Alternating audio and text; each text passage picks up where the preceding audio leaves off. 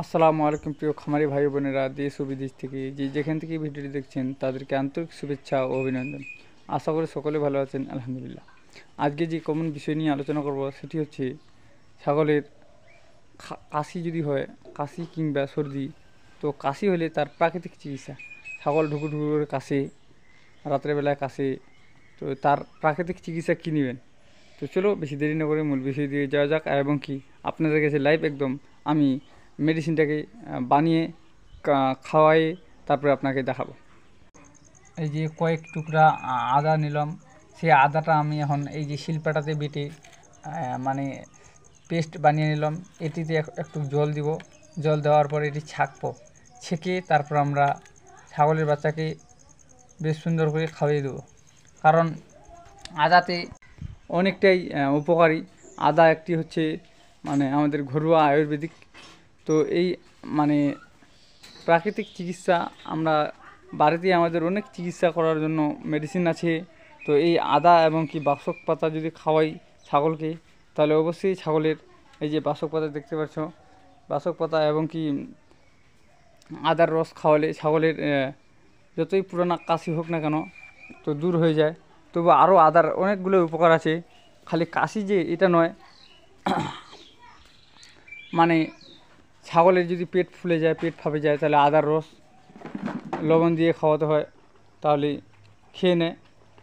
তো এই যে আমারগুলা এমনিতেই কেউ খেয়ে নেয়, আর যেটা খায় না তাদেরকে খাইয়ে দিব।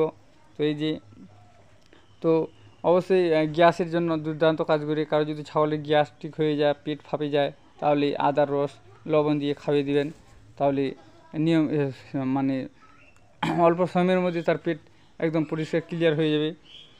তো অবশ্যই এই আদা খালি যে সুস্থ ছাগলকে খাওয়াবেন সেটি নয়, খালি যে ছাগলটা কাশে সেটি নয়, এই আদা সব ছাগলকে খাওয়াবেন, সুস্থ থাকুক কিংবা অসুস্থ থাকুক। কারণ সুস্থ অবস্থায় যদি এই আদার রসটা খাওয়া যায় তাহলে কিন্তু আর তাড়াতাড়ি সে অসুস্থ হয় না।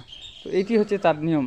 তো এই আদার রস খাওয়ানোর পর ছাগলের মুখ অনেকটাই মানে ঝাল ধরবে, তো ছাগল চুলকাবে, তো সেটি নিয়ে কোনো ঘাবড়ায় যাবেন না। তো অবশ্যই আমার এই ভিডিওটি যদি ভালো লেগে থাকে অবশ্যই ভিডিওটিতে একটি লাইক দিবেন, চ্যানেলে নতুন হয়ে থাকলে সাবস্ক্রাইব করে পাশে থাকবেন, আর অল নোটিফিকেশনটা অল করে রাখবেন, কারণ আমার নিত্য নতুন ভিডিও যত আগে আপনার মোবাইলে নোটিফিকেশনের মাধ্যমে পৌঁছে যায়। তো আজকে এখান থেকেই শেষ করছি। তো এটা যে খাওয়াবেন, আর বলে দিই, এটা যে খাওয়াবেন এটা অবশ্যই 15 দিনে একদিন কিংবা সপ্তাহে একদিন অবশ্যই একটু একটু করে আদার রস খাওয়ানোর চেষ্টা করবেন, তাহলে খুব ভালো থাকবে। এবং 2 কোয়া করে রসুনও খাওয়াবেন মাঝে মধ্যে। তো বাস, ভিডিওটি দেখার জন্য সকলকে ধন্যবাদ।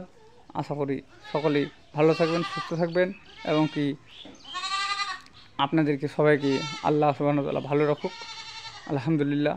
তো আজকে এখান থেকে শেষ করছি। ভিডিও দেখার জন্য সকলকে ধন্যবাদ।